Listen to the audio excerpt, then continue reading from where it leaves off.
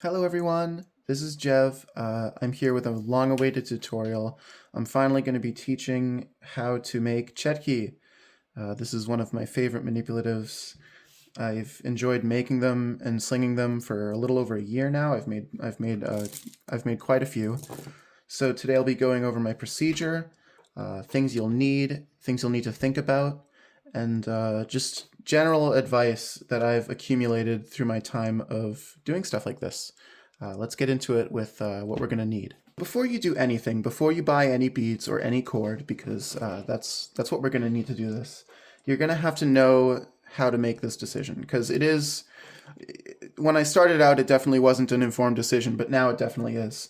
So to talk about it, bead size and cord size and bead bore size are the three biggest principles of CHETKI making. You want beads on the smaller side if you want performance. This is probably my largest model that I would sling. This is 10 millimeter olive wood and 10 millimeter stainless steel.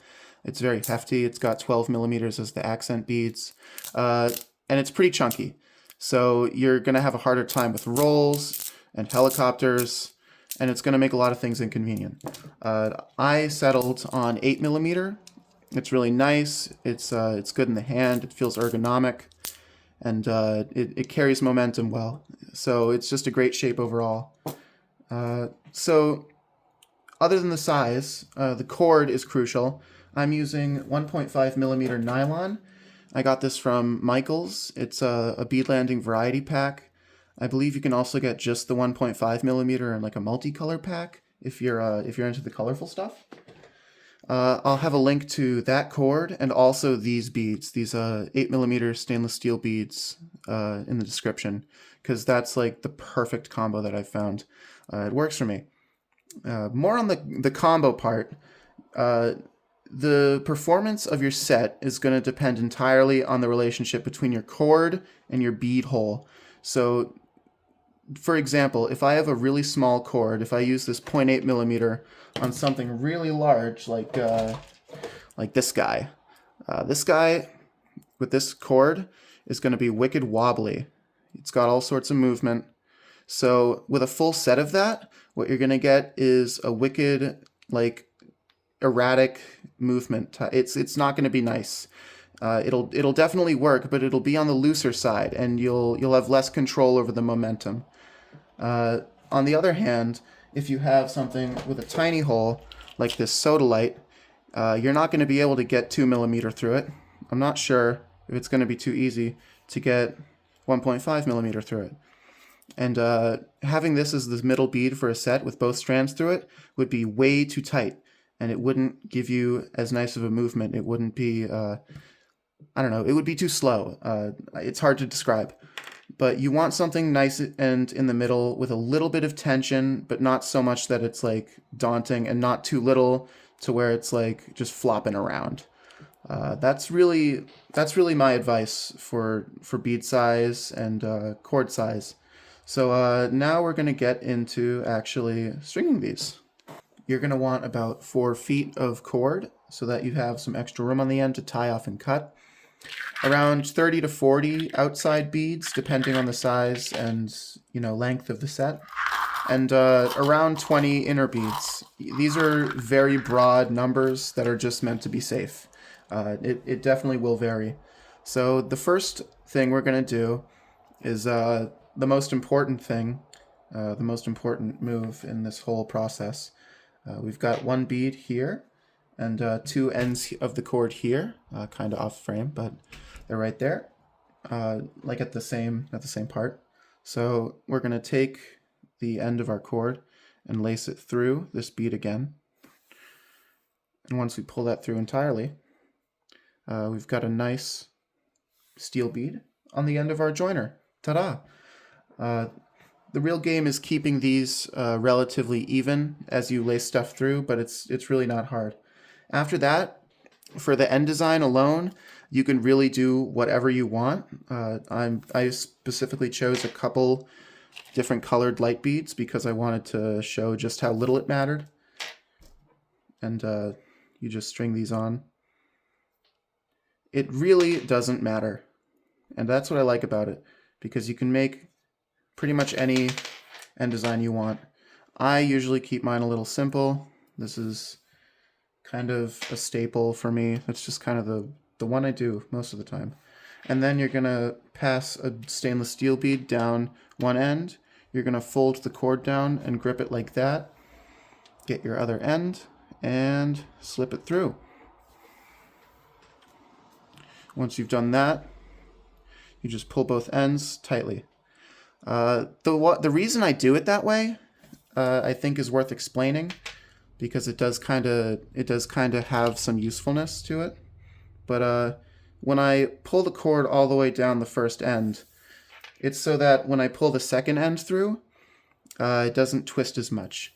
If you put both ends through relatively at the same time, like at the tip of the bead, it could work. But what's going to happen is as you pull down... Oh, well, I guess it works. Well, there you go. But yeah, either way works. I just think it's easier to pull one all the way through first. I think that's really the only technology and thought behind this process. It's a pretty repetitive process. It's a very simple thing. But you just lace the beads through, and then you go whoop with the stainless ones. It's a very simple, very methodical approach, and it's really fun. So I think I'm gonna finish making this, and at the end I'll tell you how to tie it off. So that'll be fun.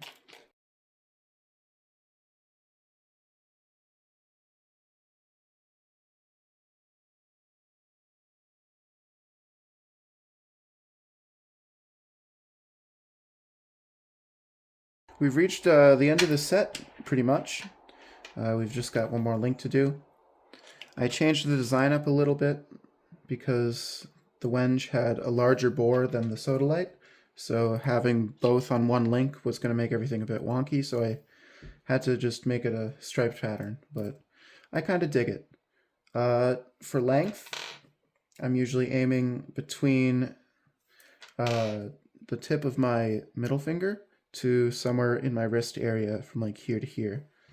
That is just the traditional method that I learned getting into it, and it's worked. It's good for rolls, it's good for all the tricks. And as we lace this final thing through, I did, preemptively have a template for this, but good length here. A rule of thumb I like to have is that the larger the bead, the sort of longer you want it, because proportionally a larger bead is also going to be thicker, so that's going to affect the way your set rolls. So I've got this olive wood on a bit of a longer setup than this setup here to account for that. Before you tie it off, though, we're going to have to tighten it. Basically, starting at the first link, I like to go through and just push every middle bead down as far as I can. And as you go through, you're going to build up some slack. I'm going to time-lapse through this, actually.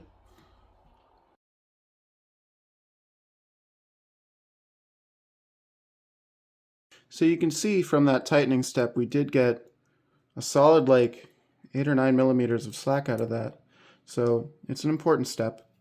The reason I like to keep these things so airtight is because when you're slinging it, if it's loose and the beads are kind of wonky, which is already going to happen, once you tie knots here, there's going to be a little bit of slack that kind of comes through the set as the knots, tighten up with friction and stuff. So you want it as tight as possible going in so that it kind of evens out. But we're going to be using snake knots. You're going to cross one end over. You're going to pick up this end and you're going to twist your fingers to make a loop. I use my middle finger on the whole thing and my thumb to kind of hold the set, while I use my other thumb to grab the loop here. So what I want to do is have the loop and both strands like this. You can see it kind of looks like that. But with both loops here, I take the lower strand, pull it through, and then we're just going to sort of slide it down. Once it's at the bottom there, you tighten it out. There are a lot of better snake knot tutorials than that, so I recommend you don't use this video as an objective guide for them, because I'm not the greatest at them. But yeah, you're going to tie yourself off a couple snake knots. And once you've got that done, I'm just going to do 2 for the sake of time. Cut your joiner. I usually melt it. I won't this time for no reason in particular. But then you've got a set. This is playing pretty well. I enjoy how it came out too. Whoops. And there you have it. I think I've imparted all the wisdom that I can for this process. If you have questions, please comment or DM me if you have me. And yeah, thanks for watching.